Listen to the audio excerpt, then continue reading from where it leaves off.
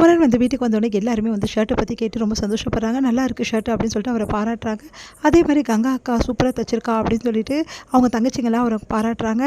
இதை பார்த்து வந்து காவேரி வந்து குமரனை வந்து பார்த்து அப்படியே பிரமிச்சு போகிறாங்க. சூப்பராக இருக்கீங்க, விஜயோடு நீங்கள் தான் ஹேண்ட்ஸம் அப்படின்ற மாதிரிலாம் சொல்கிறாங்க.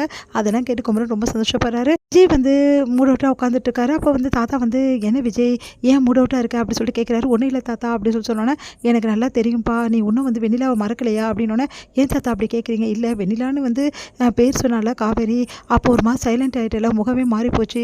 இல்லை தாத்தா உண்மையிலே எனக்கு அப்போ தான் ஞாபகம் வந்துச்சு, நான் எல்லாத்தையும் மறந்துட்டேன், நான் தொடர்ந்து மாறின்னு வரேன் தாத்தா, என் மனசு ஃபுல்லாகவே மாறிடுச்சு அப்படின்னு சொல்லிட்டு சொல்கிறாரு.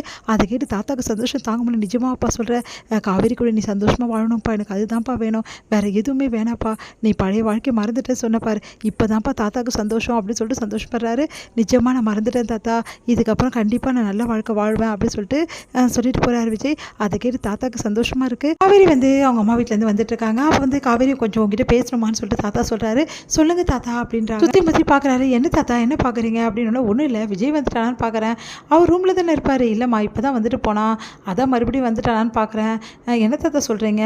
ஆமாம்மா, இவ்வளோ நேரம் விஜய் கிட்ட தானே பேசினிருந்தேன், மனசு திறந்து விஜய் பேசின பேச்சு எல்லாம் எனக்கு அவ்வளோ சந்தோஷமாக இருக்குது, அதை உன் கூட சொல்லணும்னு தான் நினச்சேன். என்ன தாத்தா சொன்னார் அப்படின்னு சொல்கிறாங்க. நேரம் முன்னாடி விஜய் கிட்ட நீ வெண்ணிலா பற்றி பேசினல? ஆமாம், வெண்ணிலா ஐஸ்கிரீம் அதை பற்றி பேசினேன். இல்லை நீ வெண்ணிலா பற்றி தான் பேசினேன், எனக்கு அது நல்லா தெரியும் அப்படின்னோடனே, ஆமாம் தாத்தா சும்மா அப்படி பேசிட்டேன், ஆனால் அதுக்கப்புறம் நான் வந்து ஐஸ்கிரீம் பற்றி தான் பேசினேன் அப்படின்றாங்க.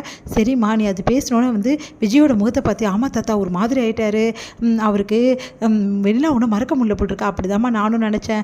ஆனால் இப்போ விஜய் கிட்ட கேட்டால் அப்போ தான் வெண்ணிலாவோட ஞாபகமே வந்துச்சு அவனுக்கு, அவன் டோட்டலாக வெண்ணிலாவை மறந்துட்டானா, இதுக்கப்புறம் வந்து வெண்ணிலாவோட ஞாபகம் எனக்கு வராதுன்ற மாதிரி தான் பேசினான், பத்தாதுன்னு அவன் மனசு ரொம்ப சந்தோஷமாக இருக்குன்னு சொன்னான், இதுக்கப்புறம் நான் எல்லாத்தையும் மறந்துட்டு என்னோடய வாழ்க்கையை நான் வாழ போகிறேன்னு சொன்னாமா, எனக்கு எவ்வளோ சந்தோஷமாக இருக்குது தெரியுமா. அப்படின்னா என்ன அர்த்தம் தாத்தா? எல்லாம் உன் கூட சேர்ந்து வாழ போகிறேன்னு சொல்கிறான்னு அர்த்தம். தாத்தா ஏதோ தப்பாக புரிஞ்சுட்டுருக்காரு, அவர் அப்படிலாம் யோசிச்சிருக்க கூட மாட்டார் அப்படின்னு சொல்லிட்டு யோசிக்கிறாங்க.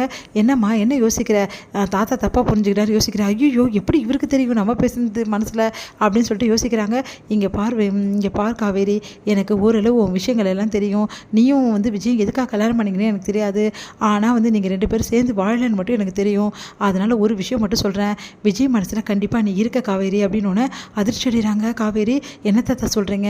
ஆமாம்மா, விஜய் மனசு முழுக்க இப்போ நீ தாம்மா இருக்க, அது எனக்கு கண்கூடாவே தெரியுது, இதை புரிஞ்சுக்கிட்டு நீ கொஞ்சம் நடந்துக்கோமா, இதுக்கப்புறம் விஜய் நீ சந்தோஷமாக இருக்கணும், அது உன் கையில் தான் இருக்குது காவேரி அப்படின்னு. காவேரிக்கு சந்தோஷம் தாங்க முடியல, அப்படியே யோசிச்சுட்டே இருக்காங்க. நான் சொல்கிறது புரியுதா உனக்கு காவேரின்னு? புரியுது தாத்தா அப்படி சொல்லிட்டு சொல்கிறாங்க. சரிம்மா யோசிச்சு பாரு, எப்படி விஜய் கூட நல்லா வாழலாம்னு சொல்லிட்டு யோசி அப்படி சொல்லிட்டு போகிறாங்க. அதை கேட்டு வந்து காவேரிக்கு சந்தோஷம் தாங்கலை, அப்படியே யோசிச்சுட்டே இருக்காங்க. உண்மையிலே அவர் என்னை விரும்புகிறாரா, அவர் மனசில் நான் இருக்கேனா, அந்த வெண்ணிலா அவர் மறந்துட்டாரா, தாத்தா சொல்கிறதெல்லாம் உண்மையா அப்படின்னு சொல்லிட்டு யோசிச்சு பார்க்குறாங்க. இல்லை தாத்தா தப்பாக புரிஞ்சுக்கிட்டாரா, இல்லை அப்படிலாம் இருக்காது, உண்மையிலே அவர் என்னை விரும்ப ஆரம்பிச்சிட்டாரா, இதை எப்படி நான் கன்ஃபார்ம் பண்ணுறதுனே தெரியலையே, அந்த மாதிரி ஏதாவது நடந்துச்சுன்னா எங்கள் வாழ்க்கை எவ்வளோ சந்தோஷமாக இருக்கும் அப்படின்னு சொல்லிட்டு காவேரி யோசிக்கிறாங்க. அப்படிலாம் நடக்குமான்னு தெரியலையே, தாத்தா எதோ சொல்லிட்டு போகிறாரு பார்க்கலாம் அப்படின்னு சொல்லிட்டு காவேரி சந்தோஷமாக ரூமுக்கு போகிறாங்க. இதோட முடியுது.